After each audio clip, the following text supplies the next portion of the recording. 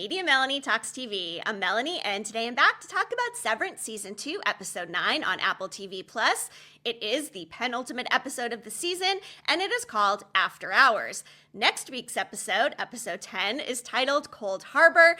And yes, folks, we are getting some extra Severance. It has been confirmed to be 76 minutes. Looks like there's been some debate over the actual runtime, but if you look on Apple TV+, at least on my app, it does show an hour and 15 minutes, and Ben Stiller has confirmed on one of the socials that yes, it is indeed 76 minutes. I think we'll need a little bit of extra time to tie up a lot of these loose ends that we have going and resolve this whole Cold Harbor situation. So I'm going to get into this episode a little bit, what happened, and then talk about the fact that I do think next week there is a revolution afoot. And I also think some of the things they present to us in this episode are not necessarily as they seem. But before we get into it, please go ahead, like this video, and hit that subscribe button, especially if you like videos like this where I talk about TV shows. I am also covering The White Lotus on HBO Max. Next week, Happy Face, which is a true crime series on Paramount Plus, debuts with 2 episodes. So I plan to cover that as well. Lots of other great TV shows coming up. So if there's anything that you'd like to see me talk about, definitely drop it down in the comments. I am currently working on some other series to put into my schedules. Lots of great TV this year, and this has been one of those shows. Let's start out by talking about the Eagans. This episode opens up with Jame and Helly enjoying breakfast together, although Jame is actually spectating as Helly cuts this egg into 6 pieces, which I do think could potentially represent the 6 rooms that we've seen Gemma go into, with the 7th being this final one of Cold Harbor. But did you notice the plate with the eggs? There are these 2 whipping boys on it. We have the red, we have the blue, which is leaning into this color symbolism that Severance has woven in across both seasons so far. We hear James say that he wishes Helena would take the eggs raw, and we've heard in past episodes that, in fact, Keir took his eggs raw with milk, which is absolutely disgusting. But also, I wonder if it's because she's just not a traditionalist, not following in these Keir, Eagan traditions, or could it lean into the fact that maybe she is in fact pregnant and raw eggs are known to be dangerous to pregnant women? I did do a video on that with some clues as to why I do think that Helena/Helly could be pregnant, so if you didn't watch that one already, go back and catch it. Now, fast forwarding a little bit to the end of this episode, we had Helly R. She came back down to the MDR floor, and I do believe that she is still Helly R. She goes and retrieves the note that Irving had left behind that poster and is trying to memorize this direction so she can actually get to the testing elevator and the testing floor. Now, I'm not sure exactly what she's going to do there. Is she actually wanting to help save Gemma? Is that going to be part of it? Like I said, I think there could be a big teamwork element and potential revolution afoot. I'll get more into that later. But the fact that Jame Eagan actually comes down to MDR and tells Helly R she tricked him. Now, he could definitely just be referring to the fact that Helly tricked him in terms of that Lumon event where she got on the stage and told everybody that the innies are not having the best time down there. Things are not exactly as they seem. You know, they're held captive and that sort of thing. Or could it be a reference to the fact that when they were having breakfast, Helena says, "We're going to take care of Mr. Bailiff." Could Helena have actually sabotaged this and communicated to Bert, hey, don't kill Irving? We know Irving has been investigating, still not sure who he's working with. We've seen those mysterious phone calls that he's made on the payphones. Now, I'm just going to throw this out there. Is it somehow possible that Irving and Helena have been working together? Could Irving have been calling Helena? And is Helena secretly working against Lumon? Did something else happen that triggered this? Or could Helena herself be seeking reintegration, perhaps? I know that sounds pretty wild, but we can potentially assume that Jame was referring to that other incident, and this is the first time that he has talked to the innie since that's happened. But could it also be that Helena did, in fact, trick him and save Irving? That would show that she does have this sense of humanity, and it would make sense that she has been the one talking to him this entire time, and they are working together, maybe to take down Lumon. Maybe Helena is going to be a big hero after all, and she does not agree with what the company is doing. Yes, she seems cold. She seems calculated. She is trying to be this HBIC, but I don't know. I just get the sense that maybe her and her innie will somehow be able to be a part of potentially saving Gemma. I'm not sure, but something is just not adding up with that. And also, I mean, could it be that she is in fact having a baby and pregnant and is starting to realize, I don't want this for my offspring? But even just back to those eggs for one moment, in terms of talking about the fact that Helena could be pregnant, there are so many themes of fertility here. And it has been said they use the eggs because Ben Stiller is actually grossed out by eggs, but they are also a symbol of fertility. We had Gemma and Mark going through the IVF. We have goat husbandry going on. So while the show has been confirmed to not be about cloning or robots, despite the fact that there is actually a Twilight Zone reference in here, and I did not pick up on that. I read that in an article, but the fact that there is a Twilight Zone episode where it turns out that a person in this department store is actually a mannequin and gets to come alive for one day, goes to the 9th floor, which doesn't even exist, and buys a golden thimble, which is what Cobel discusses as she tries to enter the birthing cabins. But also just given the fact that we've seen these animatronics or doubles of our MDR team and this mannequin reference, I mean, it's pretty overt. And what exactly are they trying to tell us? There is an elevator involved. So could this be a reference to the fact that, somebody does make it down to the testing floor and there is some sort of component where they are placing these chips or consciousness into some of the mannequins we see? I mean, we have the whole part of Lumon there with all of these mannequins of past Lumon CEOs. I mean, is it possible that they are going to bring these to life somehow? I'm not exactly sure, but it obviously seems very intentional to reference that Twilight Zone episode. What does it mean? Not sure. Maybe we will get more closure on that in the final episode.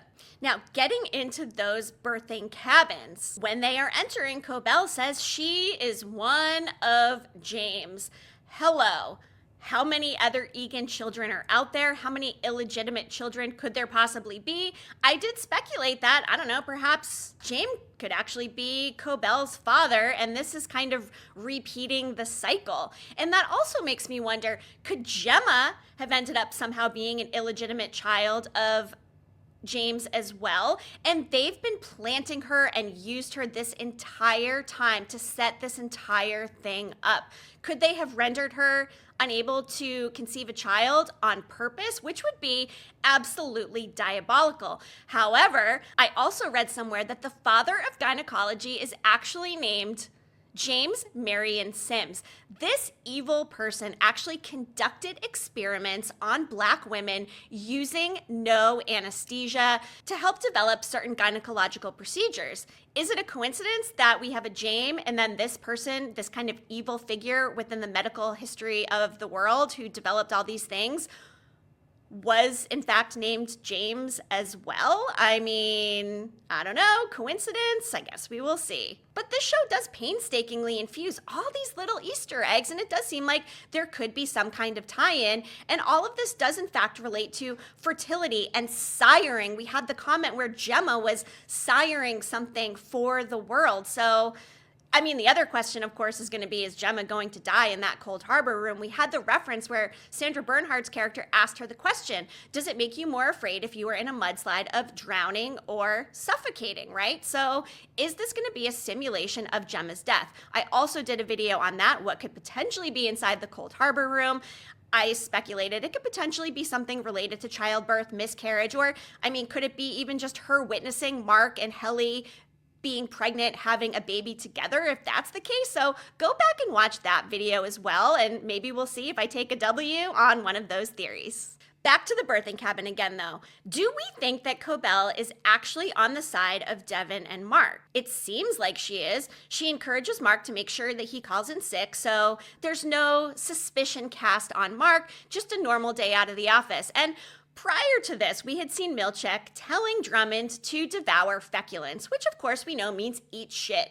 Probably my favorite line of the entire season. Perhaps I should even put it on a t-shirt in my shop. I don't know, we'll see. But poor Milchik, I just feel so bad. And you know what? We saw some compassion out of Milchik as well when Mark calls in sick and says, you know what?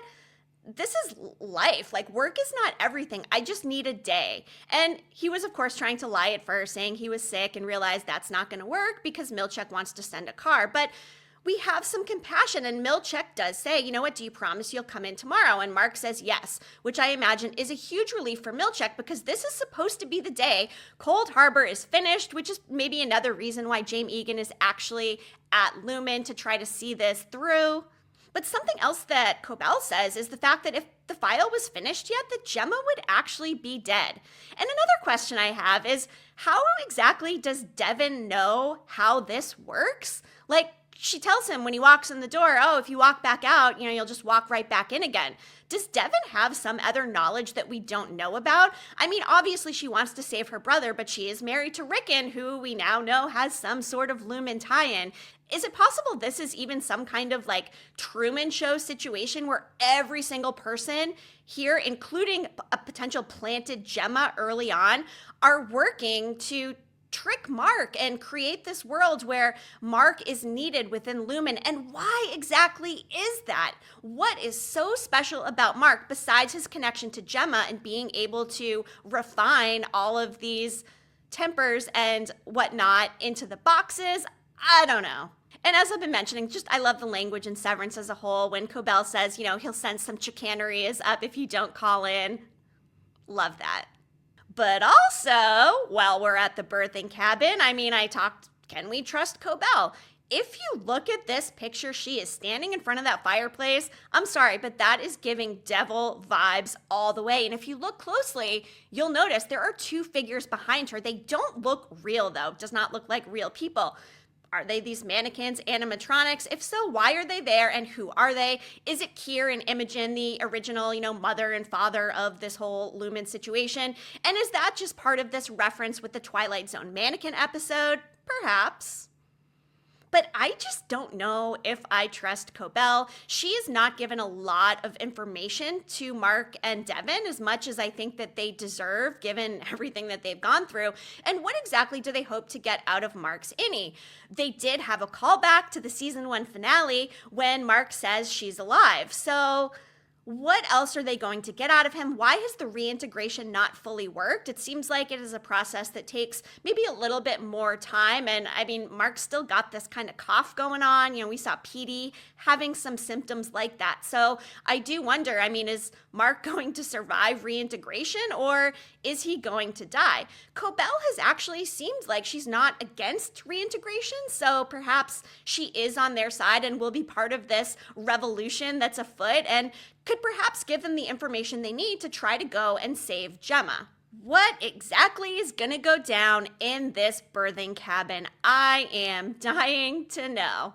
Back to Lumon, we have Miss Huang finishing her Wintertide Fellowship. She's gifted with a bust of Jame Eagan and then asked to go ahead and crush that ring toss game that she has, which is definitely symbolic of her getting rid of her inner child. And now they're shipping her off to the Gunner Empathy Center at some remote Scandinavian destination. But if you look up that destination, it is actually home to a global seed bank, which would come into play should there be some catastrophe that ends the world. Again, another symbol of rebirth, of vitality. And what exactly does that mean? And really, are they punishing Miss Huang? And she will no longer sleep at her parents' house. Will we ever see Miss Huang again after this?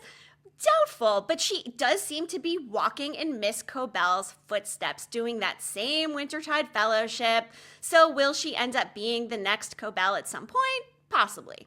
So the Dylan G and Gretchen storyline, this was pretty heartbreaking. Gretchen finally admits to Outie Dylan that she had a little kiss with Innie Dylan, and Outie Dylan does not take that well whatsoever. Meanwhile, poor Innie Dylan constructs this engagement ring out of materials down there, which I could possibly be one of his coveted finger traps, but he even cuts little diamonds into it and proposes to Gretchen. I mean, it was just so sad. Poor Innie Dylan G, who then resigns. He checks every single box about why he wants to resign. We see him going up the elevator, but I'm not convinced that he won't be back. Kind of seems like Outie Dylan might not approve it, or will he approve it because he is extremely jealous of his innie getting some from his wife, who probably hasn't expressed real intimacy to him in a long time.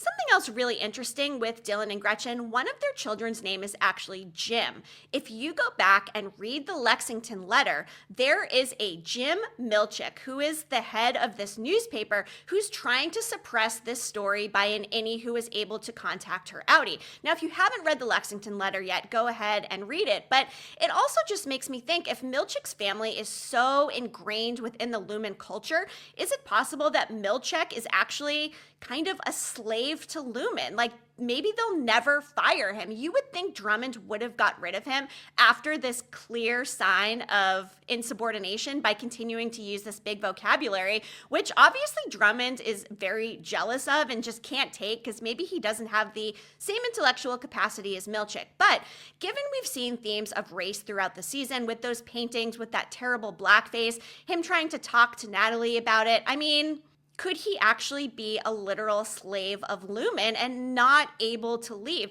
It seems like he is an unsevered man, as he said, and we see him roaming about in the outside world, motorcycle milkshake, love that for him. Is he trapped? Is his family so deeply ingrained within this culture that there is just no way out for him? Which makes me think that they could be setting up Milchick is part of this revolution. Before I get into the revolution that I think is afoot, let's talk about Bert and Irving, who I've always thought is a little reference to Bert and Ernie from Sesame Street, which, you know, so cute, right? But I don't think this is the last we will see of Irving. We gather that, yes, Bert is some sort of goon, but he does reference the fact that, you know, his innocent self and what happened with him and Irving down there in Lumon has led to this decision to let him go instead of driving him to a remote location and killing him.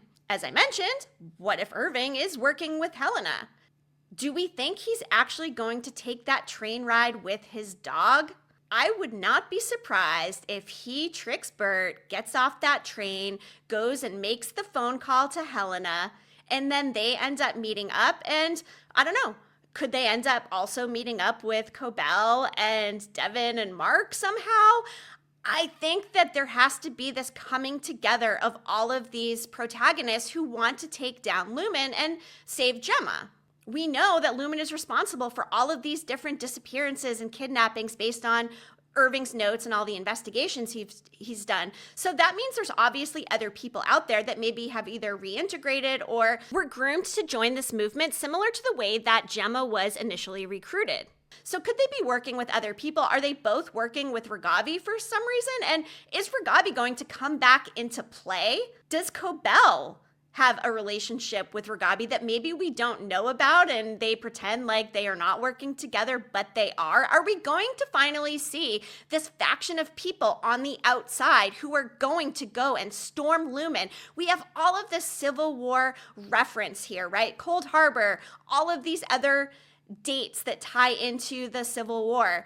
Is it possible that this is actually going to be a battle? The next episode is called Cold Harbor. Are we going to have a battle for Lumon here? A battle that could perhaps end the severance procedure if it gets exposed exactly what they're doing? Because let's face it, if they are going to kill Gemma inside that Cold Harbor room so they can have a true experience of how a person experiences death, the emotions that go along with it, and they do actually kill her, like Cobel said, could that be exposed and put an end to this evil Lumon corporation? They do seem global and worldwide, and it seems like an impossibility, but perhaps with the right information, they could go down. Now let's talk about the possible players in this revolution. We have Helly and Helena. I mean, Helly on the inside is obviously trying to get down to the testing floor. What happens when she gets there, though? Like I said, I mean, is she going to save Gemma? Is the play here going to be where they all go in and try to save Gemma? Are there other people on the testing floor they need to save? And if there are they people that are somehow familiar to us or tangentially related to our MDR team and people that we've already met on the show? What other atrocities can we see down there on the testing floor? I'm still not convinced that Irving hasn't spent time there. Why else would he have painted those elevators and hallways? And if he was on the testing floor, what does that mean? Were they testing him for reintegration? Because obviously some of the memories from Irving are seeping into his outie, but when they did have the overtime contingency, Irving didn't seem to maybe remember everything that he was working on either. So I'm not exactly sure, but maybe he was on the testing floor for some reason to test reintegration of some sort, see how it works. I'm not sure. But again, I am still convinced that Irving is working with somebody that we already know. And if it's not Helena, I don't know, could it be Jim Milchick at the newspaper perhaps? And could that be how maybe Milchick gets looped into this rebellion? Because I am convinced that Milchick is going to turn against Lumon, even if he is in fact a slave to the corporation, which is just horrifying in general. But if he is, I think they have built this up enough where he could definitely turn to be a hero. And if we can get everybody working together, if we can get, let's say Dylan G does come back because outie Dylan doesn't allow this resignation to happen. Let's say Irving does come back. We're going to have Mark potentially having more information with the reintegration. We have Cobel. What if Rigabi comes back? I mean, could they storm Lumon like in a war or a battle somehow? And what would be the end game? Are they going to go in and save Gemma? Could there be a tragic twist where somehow Helena or Helly actually replaces Gemma? I mean, what if Gemma is also an Eagan? I don't know. My mind is so twisted about this show that really anything is possible in the finale. What do you guys think? What do we think is going to happen here? I really do lean towards the fact that I think there is going to be this big battle, this big revolution, given all the symbolism we've seen for wars in general. Could Jame, Eagan, and Lumon actually be taken down, or are they too big of a corporation? What kind of win will we get? There has to be some kind of closure, I think, with the Gemma story, whether that means she dies and Mark does end up with Helly/Helena because maybe they're having a child together. Or could they end up saving Gemma and also reintegrating her somehow and Mark and Gemma live happily ever after? I don't see any sort of happily ever after happening. I think we'll probably get some sort of cliffhanger, but my hope is that they will at least finish up a couple of these storylines and give us some sense of closure moving into the next season, especially because we will probably have somewhat of a wait. And you know what? The wait is worth it. I don't want to wait another 3 years, but just given the high production value of the show and how thoughtfully it is crafted from top to bottom, from the music, from the cast, to all these little Easter eggs they infuse in, it is a brilliant show and potentially one of the best on television right now. So what will the finale hold? Will we have a battle at hand? Who will win? Who will lose? Could this be related to the revolving? Is the completion of Cold Harbor related to the revolving of Jame Eagan, where they implant this finished chip into him and somehow also incorporate all of the past Eagans into it if they're not already somehow incorporated into him? Because that would make sense too, just given the strange antiquated language that he uses. It really creeped me out. He walked into MDR like that and said that Helly tricked him. And again, this could be referencing just that event where, Helly blew the cover of what's going on with the innies. Or, like I said, Helena could actually be secretly working with Irving. And she instructed Bert to let him go. What do you guys think about that? Is it possible? Is Helena still this big bad out there? Could the fact that she could potentially be carrying Mark's child have shifted her thinking and made her realize, you know what? I don't like what my family company is doing. And Helena/Helly ends up being a big hero of it all. I still don't trust Cobel. I'm not sure exactly what's going to happen there, but the way they portrayed her in front of that fire, I just don't know, and I hope it doesn't end bad for Mark. And also, why does Devon seem to know so much about these cabins when Cobel really hasn't given her that much information? Is it just an inside scoop from Rickon somehow? Or is Devon tied into this and it is some big Truman Show situation where Mark is at the center and everything revolves around him and this finishing of Cold Harbor, which is still at 96%. 4% to go. Mark promised he would punch in the next day. They have a pretty limited time at the cabin to finish up whatever it is they're going to do, talking to Mark's innie, maybe drilling for information, so that way they can put together this plan of action for whatever's going to go down in the finale. This was quite an episode. I've seen some sentiments online where nothing really happened, but for me, I thought it was pretty good. I mean, I wouldn't have minded a little longer, same thing as I said for the last episode, but I think because the finale is going to be an hour and 15 minutes, that does make up for a couple of the shorter episodes, and I cannot wait. So hit that like button, be sure you're subscribed. I will be here next week covering the finale, and I cannot wait. Be sure that you drop all your thoughts and theories in the comments. As I like to say, there is no bad theory until it's proven wrong. I love talking about all of the possibilities and potential, especially for such a smart show that does bring us in directions that we never ever expected. And again, be sure to tune in to my other coverage. I am covering The White Lotus, as I mentioned, that's on HBO Max. And stay tuned for Happy Face on Paramount Plus next week. I appreciate you tuning in, and I'll be back again soon. Media Melanie, clicking off.